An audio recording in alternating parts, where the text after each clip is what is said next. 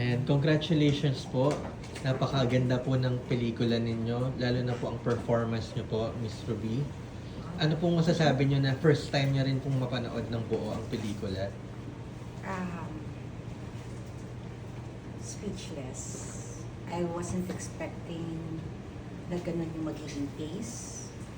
Because when we were shooting it, parang it was kind of chaotic and magulo, may ingay, may ganun. And all of a sudden, napanood ko, nung pinagtagpi-tagpi na yung mga eksena.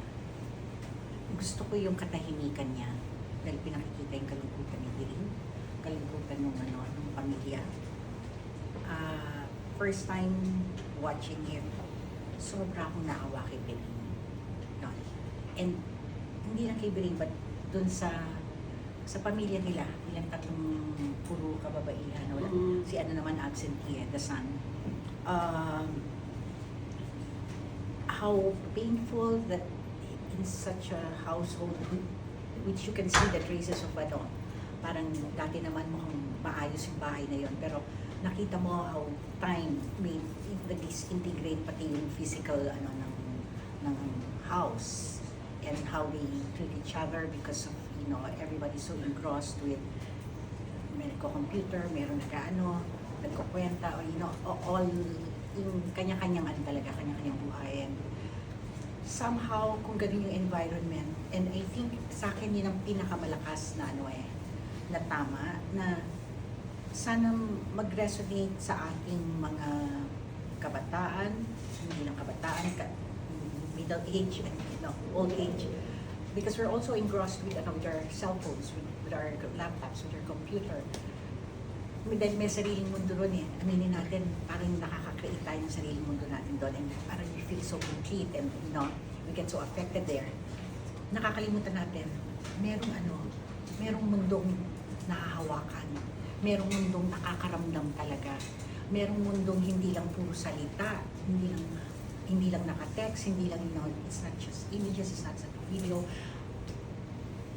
Ito yung mundo na nakaliligtaan natin, and that we dismiss because of the advent of technology and the advent of all of us naman we're all victims of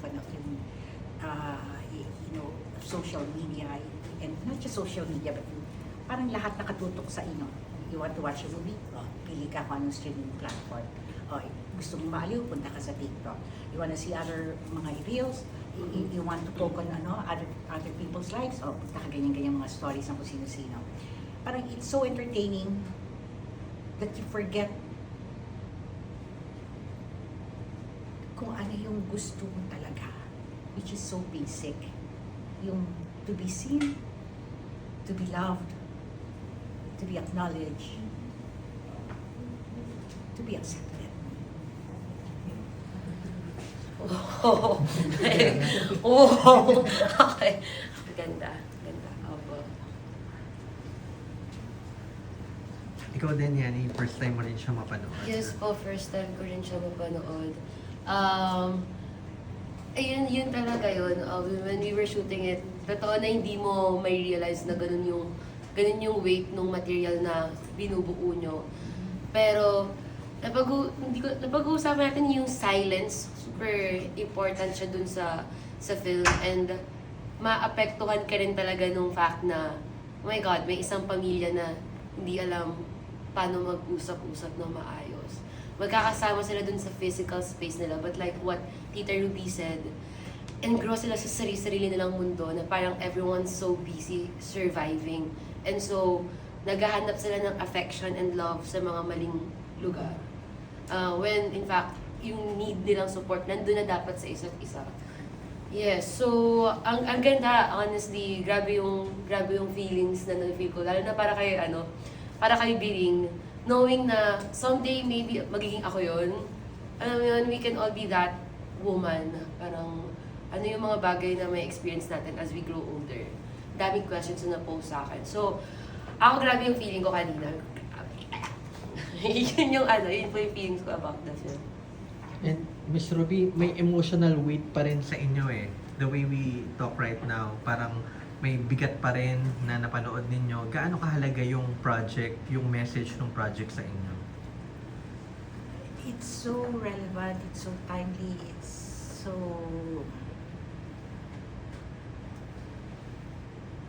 me now at this point in my life. I will not go into details because it's personal, pero yon, yung very basic, and I really hope that my son can watch this. Yon yung dream ko. Sana hindi siya madali habang pinagdadaanan mo. Yung akala, kaya nga now I understand. Siguro, mabuti ako, bunga ako ng generation na we're resilient, sanay kami sa hirap, yung ganon. And that, for example, cutting one's life or yung suicide is really out of the question. But otherwise, parang ako, I understand why eh. Because getting to this, yung parang siya eh,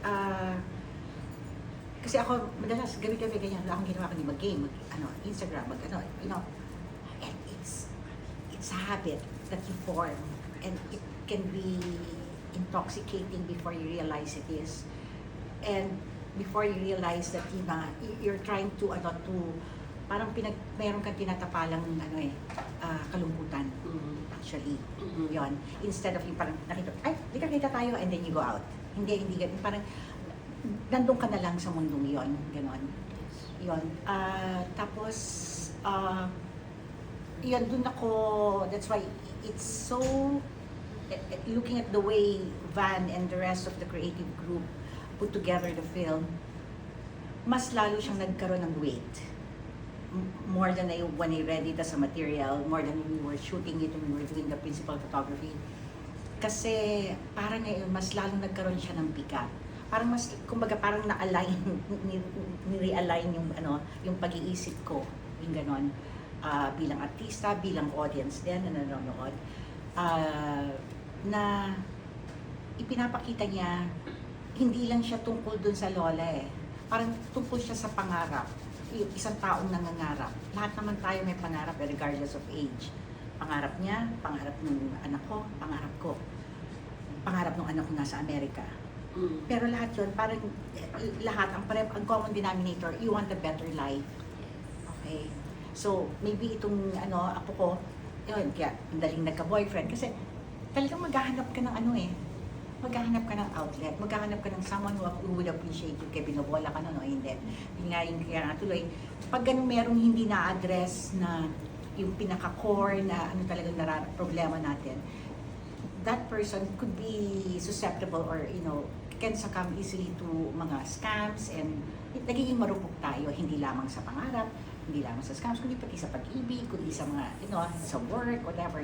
Parang, you don't see things ng malinaw, with clarity. Kasi nga, parang, kaya, your mind and your heart is clouded with loneliness that you try to conceal with so much engrossment and with social media. Thank you. May questions din po si Vix. Ato, Miss Ruby, napakibigat po ng character ninyo. Paano nyo, nahirapan po ba kayo i-let go or magpaalam, ipagpag yung character ninyo? Parang medyo, sa totoo, siguro kaya rin ako nagkasakit kasi masyado kong dinidib yung naglinger, in other words. The character when I played Green, kasi I was already living it, okay? Yes. Not in that not that in that intensified level, but I was already living it, as I was telling you. And then ginawa yung pelikula, shooting, at natapos ang pelikula, mas lalong habang ginagawa yung pelikula, marami kang naaalalang mga tunay na alaala ng ng buhay mo, yung ganon. Dahil yung pamamaraan ko ng pag-arte, to be able to draw out the truth. Mas lalong lumalalim yung yung pagbalik tanaw mo sa buhay mo, and pagtanaw sa kung ano yung meron ka ngayon, kung nasaan ka ngayon. And it took a while bago ako completely kaya nga, I've been waiting for Cinemalaya to open, dahil yun na, canned na. Kaya nga nagulat ako na buti merong ganitong kasi hindi ko alam if napanood ko just on the screen on our opening. parang baka mawasak ako sa ano. At kasi medyo mapuproseso ko. Gustong-gusto ko yung pelikula. Already said.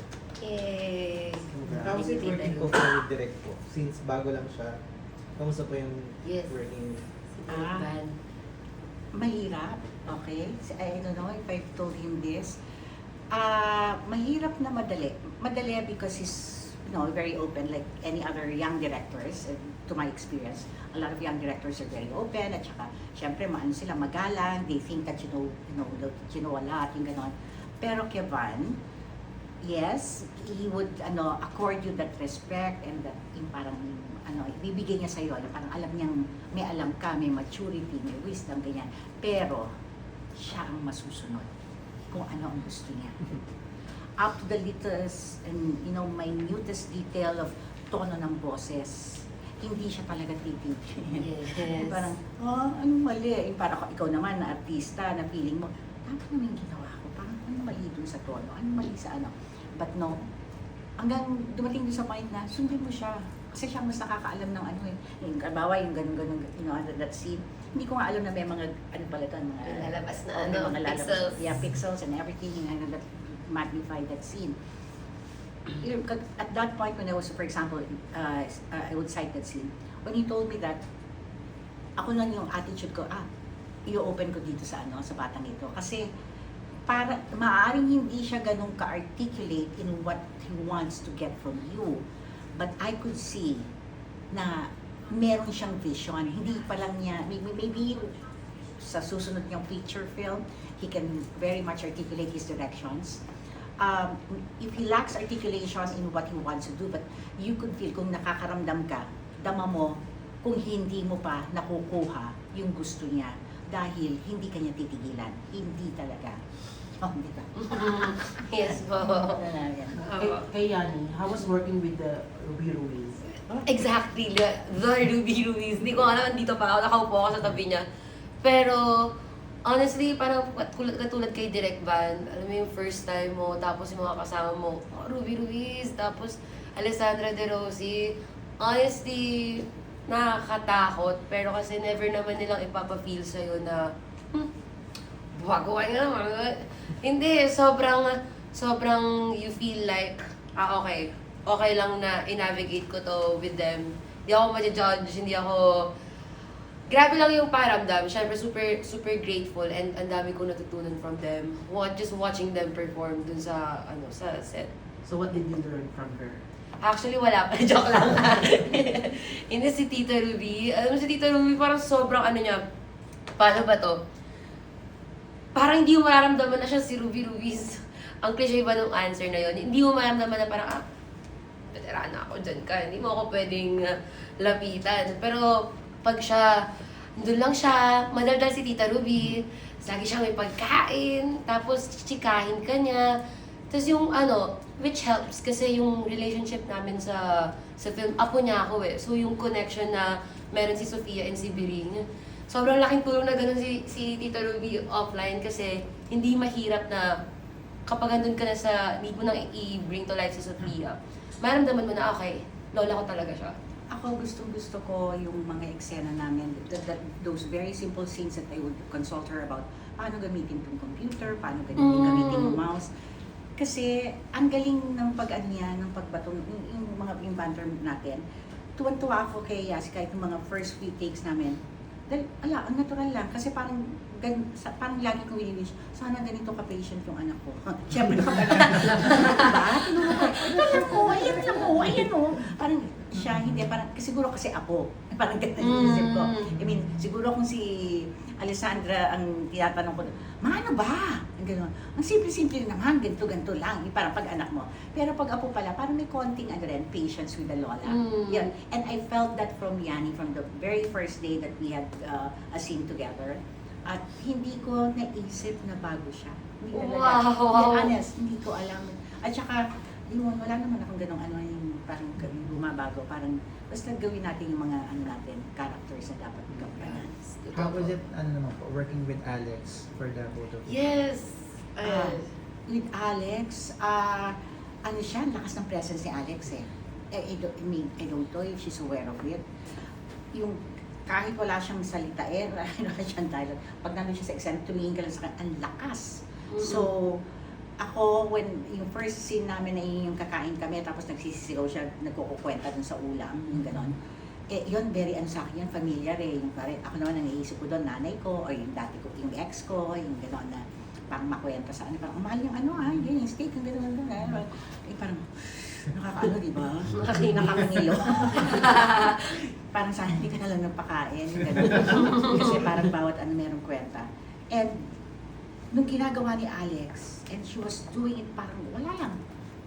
Ang lakas ng, parang, I thank you na pumayag siya for doing this project because ang dali-dali for, halimbawa ako as Biring, ang dali para sa akin na ano, na I feel kawawa or I feel intimidated by my daughter who na siya ang nagpo-provide, yung ganon. So, ang dali na nung pagkakarga ng ano, parang it's so natural, it's so instinctive pag nandiyan si Alex. Napakahusay. How about you, Yan? Rio po yun. Naiisip ko kasi, sabi ko, Alessandra De Rossi, tas nanay ko. Sabi ko, grabe yun, nanay ko. Parang dati napapanood mo siya. Pero totoo yun, super lakas ng presence niya. Parang day one yun, tapos pumasok lang si Ate Alex sa tent na, Sando, Cap, tapos wala pa siyang dalang upuan, wala siyang tape chair. So pula siya doon, tapos kain siya. So, balagbag. Tapos, pagdating dun sa set, totoo yung tahimik lang siya. Kasi honestly, yun yung thing about the film Hindi ka i-direct na, ganito ka na kayo emotions mo, ganito ka na kayo actions mo, which is, minsan, for me, at least na nagsisimula, parang ang hirap kasi hindi mo alam if, so nagagawa ko ba yung mga maliliit na details na yun. Pero kay Ate Alex, parang kahit yung pagtayo niya lang loaded. Ang crazy, pag napanood niyo yung film na grabe sa itsura niya, alam mo, ramdam mo na ang bigat ng problema niya, na ang dami niyang angst inside her, and kapag andun ka din sa set, mararamdaman mo din yun from her. Tapos parang pag-cut, biglang, lupit na ni Ate Alex. Grabe siya. Sa akin, sobrang nakatulong yung presence ni Alex sa pagkakarakterize ko kay Biring. Makita ko pa lang siya sa set na ano na ako. May halong naiirita, may halong naaawa ako sa sarili ko, may halong na-intimidate, kasi because of the way she characterizes her, pangalan niya? Ana. Si Ana. Nanay ko. Ang ganda nun kasi ramdam mo yung, gaya ng sinabi ni Tita Ruby kanina, may pagka-gender pa between Sofia and Biring Pero kay Ana, because ganun siya, meron siyang distance between Biring, meron din siyang distance between me. So, ang hirap, ang parang yung distance na yun, sa triangle na yun, mas sa kanya ako nakaka-kapit. Even yung dining scenes, honestly, may eksena dun na gustong-gusto ko. Kasi kumakain lang, tapos nag-comment si Ana dun sa about my weight. And then, adlib ni Tito Ruby yun, na yung pinasa niya yung ulam. Tapos yung thought na, okay. Adlib yun. Adlib niya yun. Na after namin mag-cut, parang sabi, ang ganda nun. Kasi yung sinabi niya, kailangan i-stretch natin yung ulam, ganyan. Tapos parang sa akin, kasi di ba, pinagtabi niya ako ng pagkain doon sa those little details. Si Biring, tingin niya doon, parang nirarasyonan siya. Si Ana, ang tingin niya doon, itong, language of love. See, I'm preparing food for you. Pero, dahil bibirit siya, magsasalita siya na, kailangan i-stretch natin yung ulam, kaya umabot yan ng ilang araw pa, kasi ang mahal, ganyan, dahil nagwalgasan naman itong lola mo ng Anong mararamdaman ko? So parang sa akin, imbis na kainin ko to, ibigay ko na lang sa apo ko. Yung ganun. Yes. Yun, parang at saka kasi yung feeling ko kasi yung apo ko lang kampi ko dun sa bahay na yun Kahit siguro naiinis din siya sa akin, pero nandun pa rin yung respeto. Para kay Miss Ruby, after working with Yani and watching her performance in the movie, ano yung payo na may bibigay niyo when it comes to acting? Wala, I I'd like to hear think, that. siguro yung lang, yung in-maintain niya lang, she's a very good listener a very good acting, very good, she reacts very well. Yun talagang on point, yung kanyang reaction, dahil matalino si Yani So, she's always present, she's always there sa scene. Hindi siya yung bumibitaw o hindi siya nawawala. Pag nandun siya sa eksena, nandun siya. And she's so engaged. So, ang dali niya rin mag-react ng naturally at hindi rin malaki, hindi naman sobrang liit. She's just very truthful, yung ganon. And I really hope to work with her again. Yeah. Wow, grabe. Hindi na Magaling siya. Thank you po. Fun question ng Miss Ruby. Kung kayo irereto nyo si Piring sa mga afam, ano po yung sasabihin? Ako very unasamin. Ano sasabihin niya? Anong sasabihin niya? Or ano gagawin sasabihin sa mga afam? Magre-reto ka ba ikaw? Ako ang magre-reto. Irereto ko sarili ko? Ano ba? Or si Biring po? Irereto. Si Biring Sa po. apam, sa mga apam. Oh my God, she's so... Knowing her character. She's so delicious. She's so much potential. She's so yummy. No, she's very. Biring is has so much love to give. I mean, really, she's so full of love, full of genuine and sincere love and kindness and generosity. And I hope that she finds someone who can reciprocate even just half of that. A very genuine love and affection. Leslie po, ano po ang Tita Ruby naman nakakaiyak yung mga sagot niya. Okay. Leslie, ano po ang hope natin? Kasi ito na naman Cinemalaya season na naman. Meron Yes. talagang audience ang Cinemalaya. At syempre, nakailang festival entries na rin po kayo. Anong hope natin for the industry, the movie industry and the festival audiences to take from the movie? Okay. Ako natutuwa ako ngayon sa mga entries. Of course, this is the first Cinemalaya film entry that I've watched. But based on that, yung mga trailer na nakikita ko, to Valid IDs, and yung Mag-iina, and yung Gagang, ano yan? Ganggang. Ganggang, and ano pa ba isa, yung hindi natin, kayo lang nakakaalam. Pero, Tayo Tayo lang. lang. Tayo lang. Tayo lang. Kasama ka Tita Ruby. Tayo lang nakakaalam. Hindi ko alam so sila lang. Okay. Ano pa ba? And marami pang ibang mga na hindi ko kabisado yung animal. So many, parang ang ganda nung nung iba-ibang klase ng mga kwento na ipinapakita ngayon. In fact, I was telling my son na parang ngayon nanunumbalik, feeling ko lang hindi ko alam kung ako lang yung nakakaramdam ng ganon. Parang nanunumbalik yung dating Cinemalaya. Kasi aminin natin nung nawala sa CCP, medyo parang umano ng konti, parang kumalat or yung parang ganon. A little bit disintegrated feeling. And but now because of the entries and because of the young people, ako tuwan-tuwa ako when I was doing this film. I have so much fun and hindi lang nila alam kasi masungit ako kahit sa shooting na nakikita sila kung gaano sila ka-dedicated, ka-passionate dun sa ginagawa namin. Every single shooting. Alam mo yun talagang konting yung galaw ng yung position ng book, yung position ng those little props or ng computer and they take detail really attention to all the details that are needed to come up with a very beautiful film. Nakikita ko lang yon sa mga kabataan. At parang nakikita ko siya hindi lang naman sa amin, hindi lang sa pelikula namin. Parang nakikita ko rin na ginawa ng iba, okay, ng ibang mga pelikulang nakasali din sa And of course, nangangarap ako, nagdadasal as always. Dati hindi ko alam to.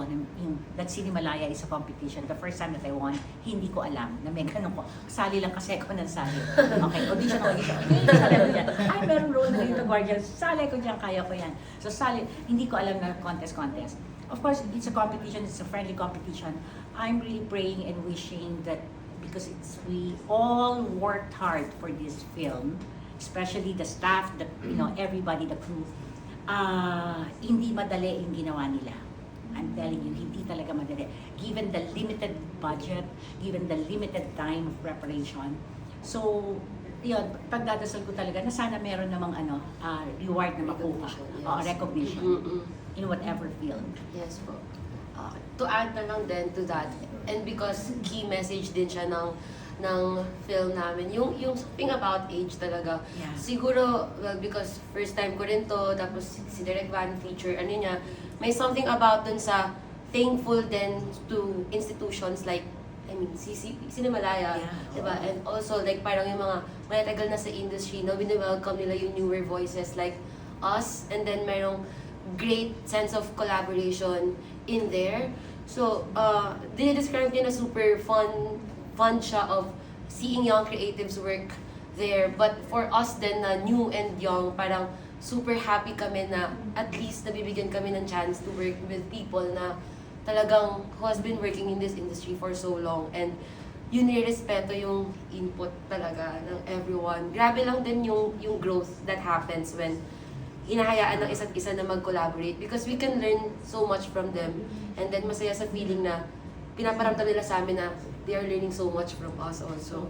So parang wow talaga doon. And gaya ng sinabi ni Tita Ruby, ang exciting ng Cinemalaya this year kasi grabe yung hype. Kung if nakikita nyo sa social media, grabe, everyone's looking forward to it. Madami nalulungkot na wala siya sa mga probinsya. Which is sad. Sana mas maging wide yung distribution ng Cinemalaya. Pero yung fact na ang dami ng Pilipino, even younger people na very much interested na sa Cinemalaya. Hindi na lang siya niche na festival. Malaking bagay yun. Masaya siyang makita. May gusto rin po ako idagdag. Sana itong pelikulang Status Rejected, marami ring mga kaedad ko or even younger na makarelate, they would resonate with the kind of character and the kind of narrative that Status Rejected is trying to voice out.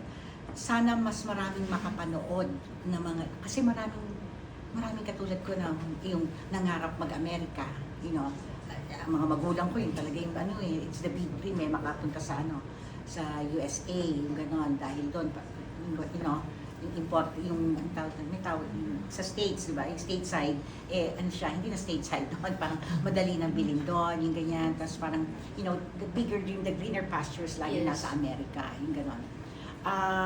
Sana mas maraming makapanood at makarelate at makita yung yung minsan yung pangarap natin hindi naman kinakailangan nandun, pwedeng mangyari dito sa sarili natin. Yes po. Yun talaga yun. Thank you po. po.